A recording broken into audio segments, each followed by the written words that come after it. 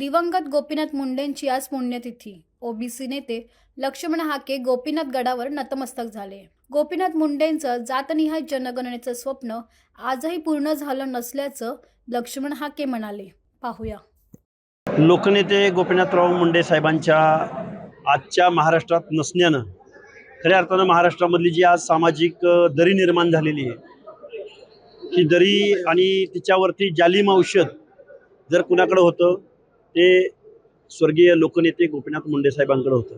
आज त्यांच्या नसण्यानं ओबीसी मधले अनेक नेते तर परके झालेलेच आहेत, पण ओबीसी समाजसुद्धा परका झालेला आहे।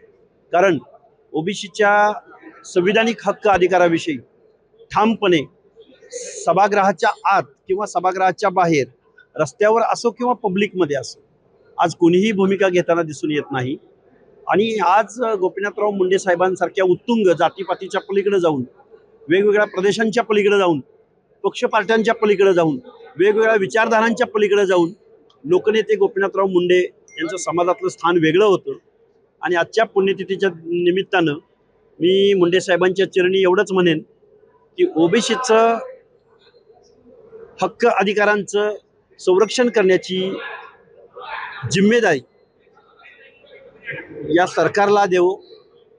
गोपीनाथराव मुंडे साहेबांच्या चरणी मी प्रार्थना व्यक्त करतो आणि या सरकारनं ओबीसीचं सुद्धा काय म्हणणं आहे हे ऐकून घ्यावं। 1948चा सेन्सस ऍक्ट जोपर्यंत अमेंडमेंट होत नाही, त्याच्यात घटना दुरुस्ती होत नाही, तोपर्यंत जात न्याय जनगणना होईल असं मला वाटत नाही।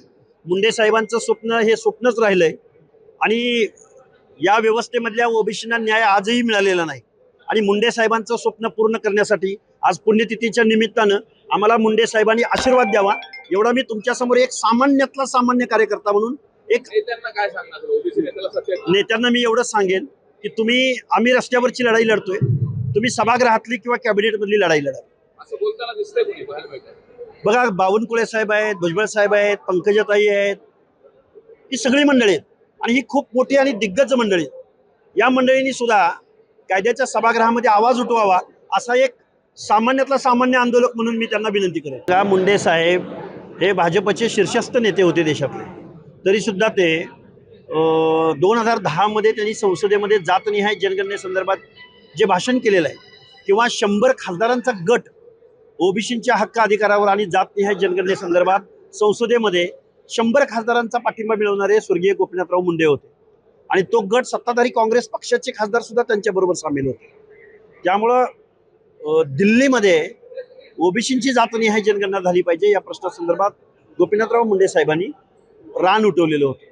पण आज रोजी महाराष्ट्राचं दुर्दैव असं आहे की महाराष्ट्रामध्ये ओबीसीचे प्रश्न डावलले जात असताना, ओबीसींना बेदखल केले जात असताना आज गोपीनाथराव मुंडे साहेबांच्या तडफेनं आज या महाराष्ट्रामध्ये कोणी बोलताना दिसून येत नाही, हे दुर्दैव आहे। एका बाजूला तुम्ही आरक्षणाच्या प्रश्नावर बोलताय म्हणून विनायकराव मेटेसारखा आपल्या मराठवाड्यातला नेता, त्यांना सुद्धा जवळ घेणारे माननीय गोपीनाथराव मुंडे साहेबच होते। शेतकऱ्यांच्या प्रश्नावर काम करणारे राजू शेट्टी असतील, सदाभाऊ खोत असतील किंवा पाशा पटेल असतील, त्यांनाही जवळ घेऊन सोशल इंजिनिअरिंग करणारे किंवा महादेव जानकर असतील किंवा रामदासजी आठवले असतील, या इथल्या वर्षानुवर्ष पिढ्यानपिढ्या सत्तेमध्ये असणाऱ्या प्रस्थापितांच्या सत्तेला हादरा दिला तो लोकनेते गोपीनाथराव मुंडे साहेबांनी। म्हणून मुंडे साहेबांचा जेवढा वकूब होता, जेवढा या महाराष्ट्राच्या जनमानसावर छाप होती, म्हणजे एका बाजूला उदयनराजे महाराज आणि दुसऱ्या बाजूला ऊसतोड मजूर करणारा मजूर, हे जे काही कामगारापासून ते महाराष्ट्राच्या छत्रपती शिवरायांच्या वंशजापर्यंत सगळ्यावर छाप असणारं नेतृत्व होतं ते म्हणजे गोपीनाथराव मुंडे साहेब। त्यामुळे आज रोजी मुंडे साहेब जर हयात असले तर मला वाटतं महाराष्ट्र जे गेल्या 2-3 वर्षामध्ये जे द्वेषानं वेगवेगळ्या जात समूहांना वेगळ्या कुत्सित भावनेनं जे बघतोय एकमेकाकडं, ती परिस्थिती महाराष्ट्रावर ओढवली दिसते।